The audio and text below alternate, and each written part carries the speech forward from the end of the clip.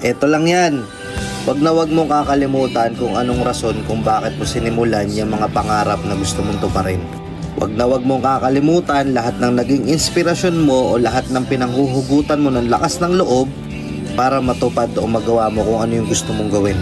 Hindi yung makarinig ka lang ng konting negatibo sa iba, pagdududahan mo ng agad yung sarili mo. May kumontra lang sa'yo ng konti kahit wala namang ambag sa buhay mo, nagugulo na agad yung utak mo. Hanggat maaari, focus tayo, okay? May mga struggle na dadaan, meron tayong mga sacrifices na kailangan nating gawin. Pero par, hindi porket na udyukan ka lang ng konti na wag na, pangit yan.